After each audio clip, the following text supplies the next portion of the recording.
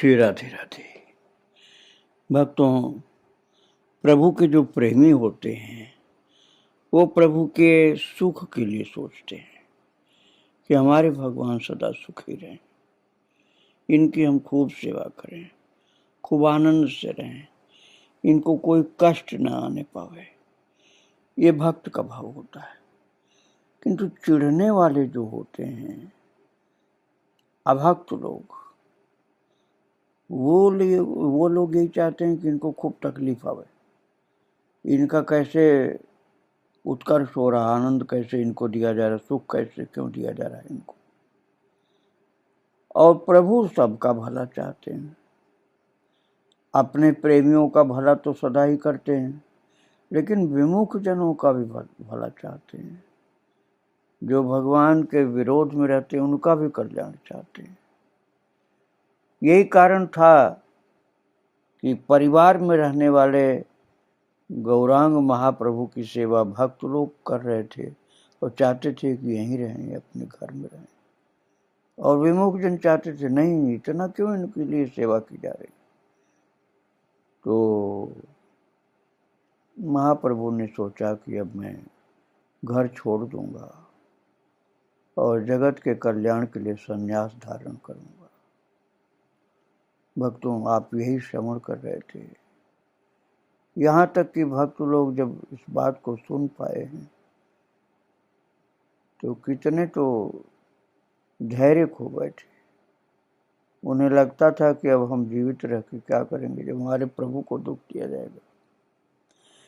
सची को ये सब कुछ पता नहीं था अभी, माता को। फिर भी दिन पर दिन सूखी जा रही। बीच में निमाई को संकीर्तन में मग्न देखकर उन्होंने सोचा था कि बेटा इतने दिन बाद पकड़ में आया, विश्वरूप की तरह निष्ठुरता दिखाकर और भाग नहीं पाएगा, क्योंकि बड़ा बेटा तो चला गया सन्यासी बनने के लिए बहुत पहले।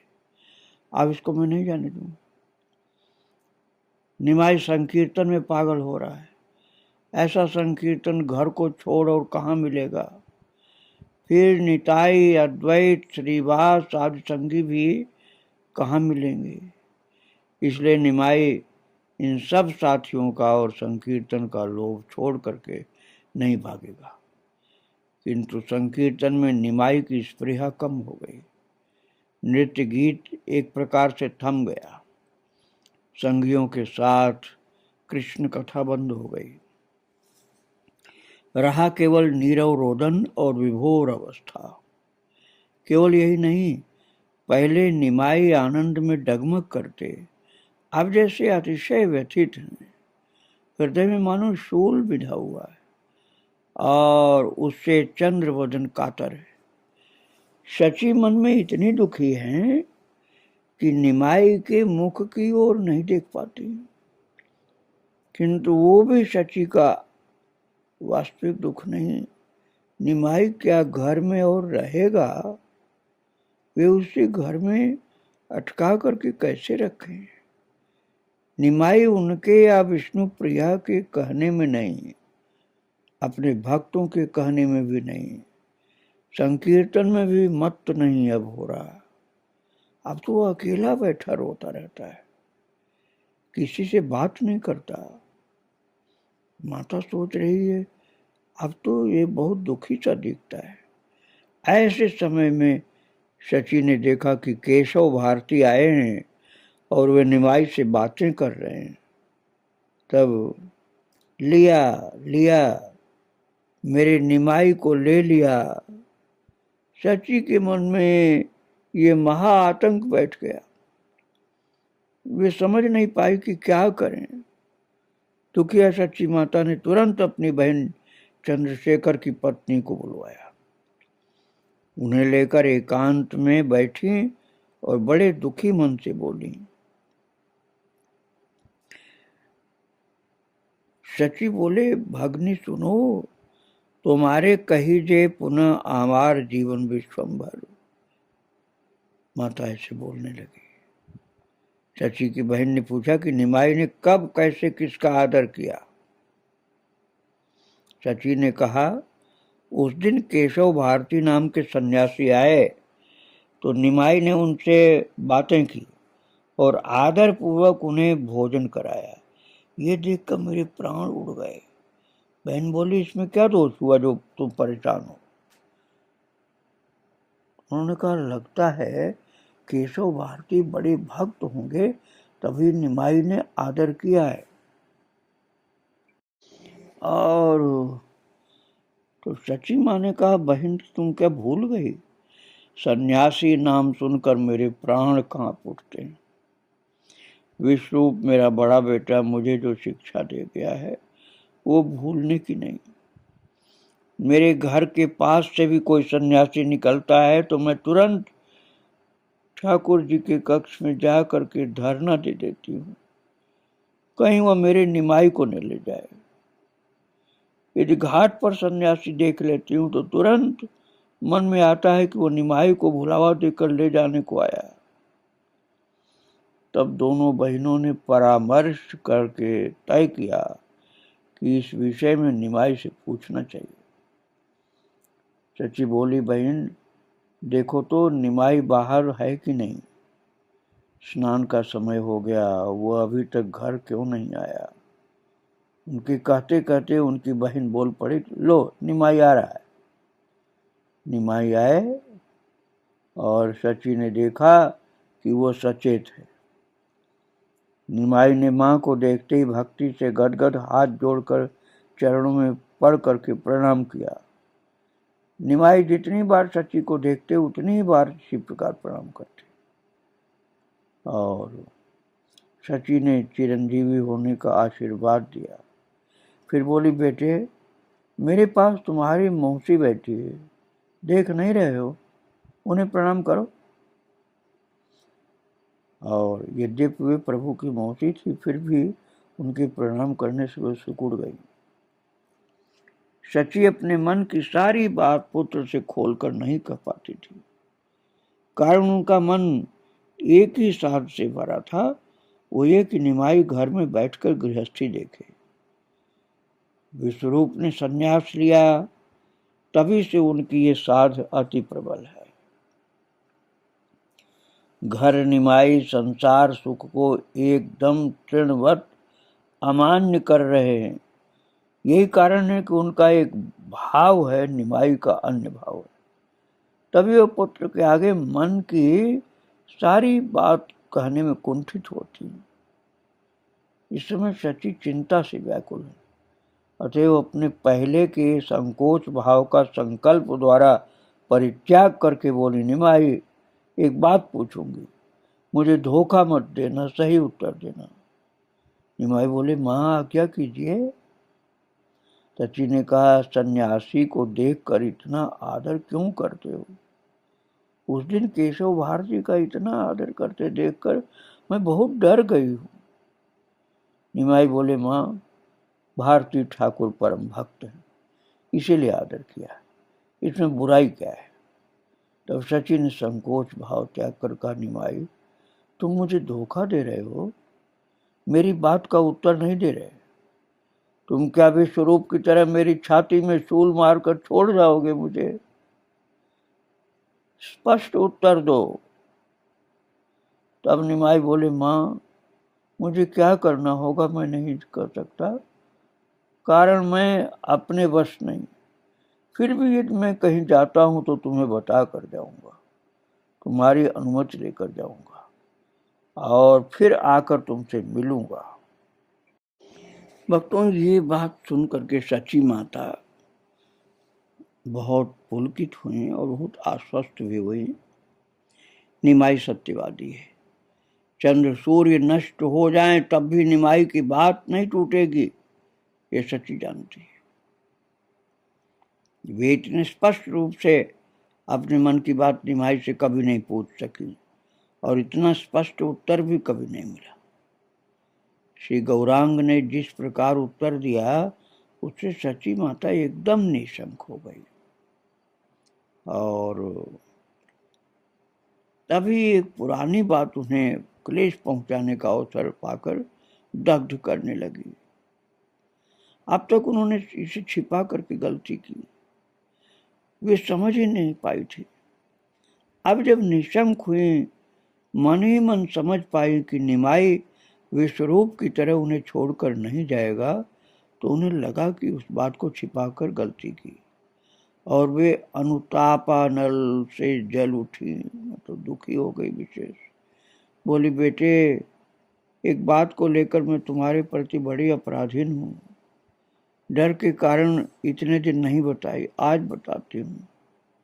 तुम बेटे मुझे अवश्य क्षमा करोगे। श्री निमाई सिहर करके बोले, माँ, ऐसे नहीं कहते। भला माँ का पुत्र के प्रति क्या अपराध, पर बात क्या है बताओ। सची बोली, तुम्हारे दादा विश्वरूप की बात है। यह सुनते ही निमाई अत्यंत व्याकुल होकर के बोले, माँ, अरे दादा की बात, दादा की बात इस जन्म में सुनूंगा, मैं कभी आशा भी नहीं कर पाया था। बोलो, बताओ, मैं सुनने को बड़ा व्यग्र हूँ। सची कहने लगी, तुम्हारा दादा मेरी छाती में आग लगाकर मुझे छोड़ गया। उससे कुछ दिन पूर्व एक पोथी मुझे दे करके बोला, माँ, निमाई बड़ा हो जाए तो उसे पोथी देकर कहना कि तुम्हारे दादा ने पढ़ने को दी है। उसकी बात सुनकर के मैंने पोथी नहीं ली। मैंने कहा, मैं क्यों दूंगी, तुम स्वयं ही दे सकते हो। इस पर विश्वरूप बड़ा कातर होकर के बोला, माँ, मेरी ये बात तुम्हें माननी होगी। यदि मैं दे सका तो मैं ही दूंगा, किंतु जीने मरने का तो कुछ कहा नहीं जा सकता ना, इसलिए ये पोथी तुम्हारे पास रखना चाहता हूँ। यदि मैं नहीं दे सकूं तो तुम निमाई को दे देना। इतना कह करके सची बोली, तब मैं नहीं जानती थी कि विश्वरूप मेरी छाती में शूल मारेगा। मैंने उसके विनय वचनों पर मुग्ध होकर पोथी ले ली। ये कह करके सची सिर झुका करके चुप हो गई। निमाई माँ को चुप करते देख थोड़े अधीर होकर बोले, माँ, चुप क्यों हो गई? देख नहीं रही, तुम्हारी बात सुनने के लिए मेरे प्राण व्याकुल हो रहे हैं। तब सची माता धीरे धीरे कहने लगी, बेटे, मुझे कहने में डर लगता है। इस पर निमाई थोड़े झुंझला कर बोले, माँ, तुम मुझसे डरती हो? ये तुम्हारी बड़ी ज्यादती है, मुझसे क्यों डरती हो? मैं जो भी हूं तुम्हारा तो बेटा ही हूं। शीघ्र बताओ, वो पोथी कहाँ है? पोथी अर्थात वो पुस्तक, वो ग्रंथ कहाँ है? तब सची सिर झुकाए बोली। उसके बाद विश्वरूप ने संन्यास ले लिया। एक दिन रसोई करते करते मुझे वो पोथी की याद आई, उसे निकाल करके लाई। सोचने लगी, तुम्हें दूं कि नहीं दूं। अंत में सोचा कि पढ़ लिख कर विश्वरूप सन्यासी हो गया। यदि निमाई इस पुस्तक को पढ़ता है तो हो सकता है उसके मन में भी उदासीनता आ जाए। इसलिए तय किया कि ये पुस्तक निमाई को नहीं दूंगी। ये कहकर सची फिर चुप हो गई। इस पर निमाई ने आग्रह के साथ कहा, अब दे दो, मैं उसे देखने के लिए बड़ा व्यग्र हो रहा हूं माता। तब सची ने धीरे धीरे कहा, मैंने सोच करके कि पोथी तुम्हें नहीं दूंगी, उसे अंगीठी में डाल करके जला दिया। ये सुनकर निमाई का चंद्रवदन मलिन हो गया। ये देखकर सची बोली, बेटे, जानती थी तुम गुस्सा करोगे, तभी पहले क्षमा चाहिए थी। ये सुन करके निमाई लज्जित हुए। मुंह उठा करके माँ की ओर देखकर मधुर हास्य किया। फिर बोले, अपने दादा की एकमात्र निशानी उस पुस्तक के नष्ट हो जाने से स्वाभाविक रूप से दुख हुआ माता। माँ, मुझे क्षमा करो, तुम्हारा क्या दोष? तुम वात्सल्य प्रेम से अभिभूत हो, तुमने अच्छा ही किया। तुम स्वाधीन हो माँ, मैं भी स्वाधीन हुआ। और सची के मन में तुरंत ही फिर से एक शंका जागी। बोली, निमाई, तुमने कहा यदि जाता हूं तो कह करके अनुमति ले करके जाऊंगा, तो तुम क्या कहीं जाओगे? भक्तों निमाई बोले, हाँ माँ, मेरी इच्छा है किसी पुण्य भूमि के दर्शन करने जाऊं। ये सुनकर सची ने कहा, तुम क्या कह रहे हो? तुम तिल भर को अलग हो जाओगे तो मैं मर जाऊंगी। तब निमाई बोले, माँ, तुमने उल्टा समझ लिया। मैं तुम लोगों के सुख के लिए ही जाऊंगा। इस पर सची ने लंबी सांस छोड़कर कहा, बेटे, कुछ भी करो, मुझे और दुख मत देना। ये सुनकर निमाई बोले, माँ, तुम्हें क्या कोई दुख है? सची बोली, बेटे, ये सही है, कृष्ण सभी के करता है, किंतु मुझे दुख सुख देने वाले कर्ता तुम हो। तुम कहते हो कृष्ण मेरे हृदय में है, किंतु मैं क्या भीतर बाहर और क्या भीतर क्या बाहर तुम्हें छोड़ कृष्ण को नहीं देख पाती। इस पर निमाई ने कहा, मैंने पहले ही कह दिया, तुम्हें बताए बिना, तुम्हारी अनुमति लिए बिना कहीं भी नहीं जाऊंगा। सची माता ने कहा, बहुत ठीक। अब श्री निमाई के साहस को अनुभव कीजिए। वे पुत्र हैं, सची माँ है, उन जैसा पुत्र और सची जैसी माँ। वे सची अर्थात जननी की अनुमति लेकर कौपीन धारण करेंगे। ऐसा साहस क्या सामान्य जीव में संभव है? भक्तों, निमाई ने दास्य भक्ति से आरंभ करके ये परिचय दिया कि वो भक्त भी हैं और आवेश के द्वारा ये दिखला दिया कि स्वयं भगवान है। फिर गोपी भाव से ब्रजलीला का आस्वादन कर अपने भक्तों को उसका आस्वादन करा रहे थे। किंतु जीवों की दुर्मति देखकर उन्हें याद आया कि भक्तों को ब्रज के निगूढ़ रस की शिक्षा देने के अलावा उनका एक और काम है। वो कार्य है नास्तिक, मायावादी, अभक्त आदि कठोर जीवों का उद्धार करना। अतः उन्होंने निर्णय लिया कि वे संन्यास लेकर जीवों का हृदय द्रवित करेंगे और तब उस हृदय में हरिनाम रूपी बीज बोएंगे। ऐसे समय में किसी ने स्वप्न में उनके कान में संन्यास का मंत्र प्रदान किया। ऐसा लगता है कि संन्यास से पहले स्वप्न में ये मंत्र प्रदान करने का एक निगूढ़ तात्पर्य था। प्रभु गोपी भाव से संन्यास लेकर कृष्ण को खोजने जाएंगे। वेद संन्यास के लिए बैठते और तब पहली बार इस मंत्र को सुनते तो संभव था कि उनके प्राण चले जाते, क्योंकि उस समय वे राधा भाव में विभोर थे। ये कोई राधा से कहे कि कृष्ण कोई और स्वतंत्र वस्तु नहीं है, तुम ही हो, तुम्हारा उसी क्षण अपने एकमात्र सुख और आशा से वंचित होकर वो प्राण गवा बैठेंगे। इसी तरह इस गौरांग संन्यास के लिए आसन पर बैठते और पहले अपने गुरु से सुनते कि संन्यास मंत्र का तात्पर्य तुम ही वो हो, तत्त्वमसि, अर्थात भगवान और कोई स्वतंत्र वस्तु नहीं, तुम ही भगवान हो। तो एक अनर्थ हो जाने की संभावना थी।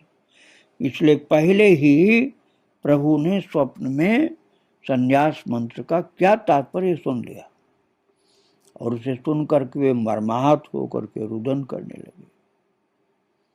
भक्तों ने हंस करके उस दुख को उड़ा देने की चेष्टा की और वो उसमें कुछ सफल भी हुए। तब प्रभु सोचने लगे कि क्या करें। यदि सन्यासी बनकर के कंगाल की तरह जीवन यापन नहीं करते तो जीवों का उद्धार नहीं होता। उधर सन्यास का मंत्र भक्ति पथ का विरोधी है, तो उस आश्रम का आश्रय ही कैसे लें? भक्तों, ज्ञान दास के एक पद पर हमको विचार करना है। प्रभु ने तय किया कि वे संन्यास आश्रम ग्रहण करेंगे, किंतु सन्यासियों का धर्म अर्थात मैं वही हूं, ये तत्व ग्रहण नहीं करेंगे। तो क्या करेंगे? गेरुआ वस्त्र धारण करेंगे, हाथों में दंड करुआ लेंगे और संन्यास आश्रम के जितने दुख हैं उन्हें स्वीकार करके संसार त्याग देंगे। फिर संन्यास मंत्र का जप या योगाभ्यास न करके श्री कृष्ण की खोज करेंगे। भक्तों, यहाँ एक बात मैं आपको बताता हूँ। इस बात की संभावना नहीं थी कि प्रभु के मन को उनके पार्षद भी जान लें। तो सब कोई कैसे जान सकते हैं? वे बैठ करके बातें न करते, धर्म उपदेश भी न देते, वे क्या करेंगे और क्या नहीं करेंगे, इस संबंध में पार्षदों के साथ परामर्श करने भी नहीं बैठते। पर उनके कार्य द्वारा अथवा आविष्ट अवस्था में एक दो बातों द्वारा उनके मन का भाव कुछ जानने में आ जाता। वास्तव में जीवों का उद्धार करना या धर्म प्रचार करना उनका अति प्रधान कार्य है। इस बात को बाहर के लोग उनके प्रत्यक्ष कार्य से अथवा मुंह की बात से न जान पाते। उन्होंने श्री नित्यानंद और हरिदास को हरिनाम प्रचार का जो आदेश दिया था, बाहर के लोगों के द्वारा उसको जानने की संभावना नहीं थी। यदि नगरवासी आकर उन्हें प्रणाम करते और पूछते कि उनका कर्तव्य कर्म क्या है, तो वे इतना ही कहते कि तुम लोग हरे कृष्ण नाम जप करो, कीर्तन करो। उनका भाव देखकर लगता है कि निमाई का प्रधान कार्य है रसास्वादन करना। वे भाव तरंगों में डूबे रहते। मैं जीव उद्धार करने के लिए संसार त्याग कर सन्यासी होऊंगा, ये बात वे प्रकट रूप से नहीं करते थे, केवल संकेत से बताते थे। सबको सीधा ऐसा बोलते नहीं थे। सत्य बात अपने अंदर की जल्दी से, ये सन्यास की जल्दी से किसी को जानने नहीं देते थे।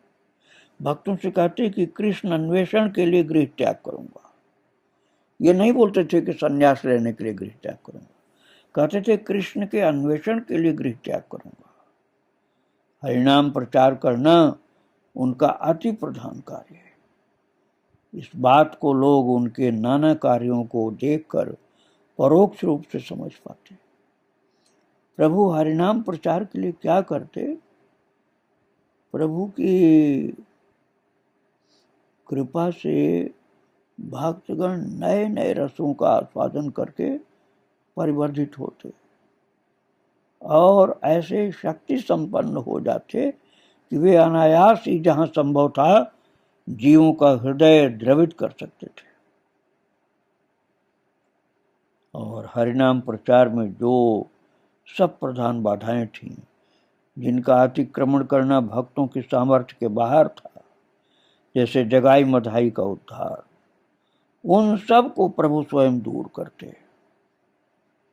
और फिर प्रभु ने देखा कि उनके संसार में रहने से, अर्थात घर परिवार में रहने से हरिनाम प्रचार सही ढंग से नहीं हो पाएगा। इसलिए हरिनाम प्रचार का पथ परिष्कार करने के लिए उन्होंने संसार त्याग दिया। प्रभु के संन्यास लेने की आवश्यकता नहीं थी।